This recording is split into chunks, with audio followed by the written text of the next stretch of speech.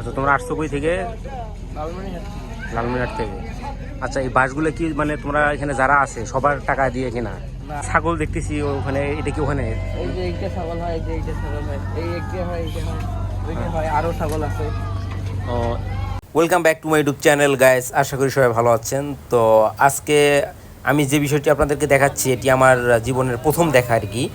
জানি না আপনারাও কখনো দেখেছেন কিনা এইরকম দৃশ্য। তো এই নদীটির নাম হচ্ছে ব্রহ্মপুত্র নদী। এটি আসলে আপনার ভারত থেকে উত্তরবঙ্গ হয়ে ঢুকেছে। আর এই জায়গাটি বর্তমানে হচ্ছে মানে আমি যে জায়গায় দাঁড়িয়ে আছি এটি হচ্ছে আপনার উলিপুর হচ্ছে জেলা, আপনার চিলমারি বলা হয়, চিলমারি, উলিপুর এবং কুড়িগ্রাম। আর এই নদীর ওই পারে আছে হচ্ছে আপনার রৌমারি। তো এইখানে আমি আসলে ঘুরতে এসেছিলাম মূলত চিলমারি যে হরিপুর ব্রিজটা হয়েছে এই ব্রিজটা পার হয়ে আরও 5 কিলোমিটার পূবে। তো আসার পরে এইরকম একটি দৃশ্য আমার চোখের সামনে মানে আসে। এখানে আপনারা দেখতে পাচ্ছেন অনেক স্যালো নৌকা। আসলে মূলত এই স্যালো নৌকার মাধ্যমে অনেক পাথর এবং বালু নদীর এই পার থেকে ওই পারে নেওয়া হয়, মানে ব্রহ্মপুত্র নদীর এই পাশ থেকে ওই পাশে, যেমন উলিপুর আছে, তারপর হচ্ছে আপনার ময়মনসিংহ। আর এটাকে বলা হয় হচ্ছে বাঁশের ভুঁড়ি, আপনারা যেটি দেখতে পাচ্ছেন। তো এই বাঁশের ভুঁড়ি মূলত হচ্ছে এটি 8 রশির একটি সম্মেলন হয় প্রতি বছর। আর এই বাঁশের ভুঁড়িতে আপনার কিন্তু কোনো মেশিন লাগানো নাই। তো এই বিষয়গুলোই মানে শুনবো একজন মানে যে মানে এই বাঁশের ভুঁড়িতে যারা আছে আর কি, তো তাদের মধ্যেই এক সদস্যর কাছ থেকে ফুল ডিটেলসটি আমি জেনে নিব। এটি আসলে কীভাবে যায়, মানে কিভাবে আপনার হচ্ছে এই শো মাইল নদী পাড়ি দিয়ে আর কি দেখা যাচ্ছে যে এরা ফরিদপুরে যাবে মেঘনা নদী থেকে যেখানে আসলে মেইন সম্মেলনটি হবে, তো তারা ওইখানে যাবে। তো আমার প্রশ্ন হচ্ছে এটা আসলে কীভাবে সম্ভব।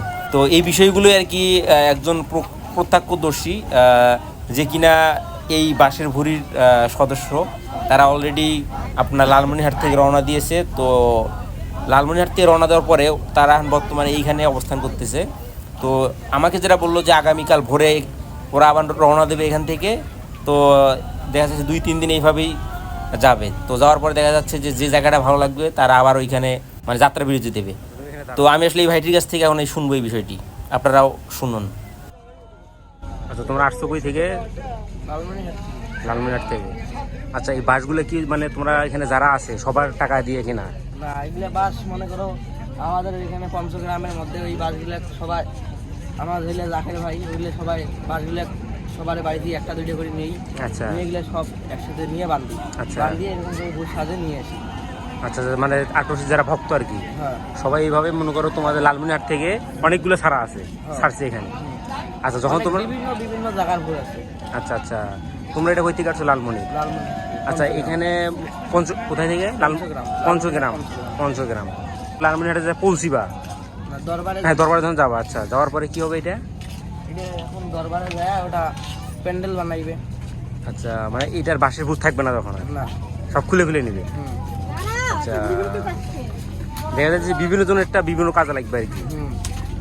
তাও প্যান্ডেল বানায়, তাও খড়ি বানায়। আচ্ছা, বুঝতে পারছি। তারপর তোমরা এটা যখন তাহলে তোমরা যখন বাড়ি ফিরবে তখন আবার বাসে ফিরবা, মানে বাসে করে? আবার বাসে যাই। এটা কি প্রতি বছরই এরকম হয়? প্রতি বছরে। আচ্ছা, বুঝতে পারছি। এখানে যে ছাগল দেখতেছি ওখানে, এটা কি ওখানে? এই যে একটা ছাগল হয়, এই যে এইটা ছাগল হয়, এই একটা হয়, এইটা হয়, ওইটা হয়, আরো ছাগল আছে। ও, এটা কি মানে তোমরাই খাও এখানে, জব করে খাও? এটা মানুষ মান্তি হিসেবে দেয়, দান করে, তোমাদের দিয়ে দেয়? আচ্ছা, এখানে মোটা হচ্ছে 3টে না? 3টে আছে। আরো তোমরা এই রাস্তা এই দরবারে পৌঁছার আগ পর্যন্ত যেসব জায়গায় নোংর করবা সেখানে একটা করে খাঁটি জব করবা আর কি, তাই তো? এখানে একটা দায়িত্বে জব করবো। আচ্ছা, নগর বাড়িতে একটা জব করবো, পদ্মা বাড়ি যাওয়ার সময় একটা জব করবো। আচ্ছা, তোমাদের নামাজ টামাজ সব এখানেই? নামাজ এখানে সব হয়। গোসল কোথায়? নদীতেই? গোসল নদীতেই, খাওয়া দাওয়া এখানেই। ও, অদ্ভুত ব্যাপার। যাই হোক, আমি কখনো জীবনে দেখিনি, এই ফার্স্ট টাইম আর কি দেখলাম। হ্যাঁ, এই কারণে এত আর কি কৌতূহল নিয়ে তোমার কাছ থেকে আর কি বিষয়গুলা জানতেছি আর কি। তো তুমি কি এইবারই প্রথম নাকি আরো কখনো গেছিলে? আরো আগে 4 বার গেছিলাম, এবার সহ 5 বার। এইবার সব 5 বার? 5 বারই কি এইভাবে গেছিলা? হ্যাঁ। আচ্ছা আর একবার 1800 সময় গেছিলাম আচ্ছা বাসে। আচ্ছা বাসে গেছিলেন, বুঝতে পারছি। তুই কি করো, পড়াশোনা করো? পড়াশোনা তো করি না। পড়াশোনা করো না।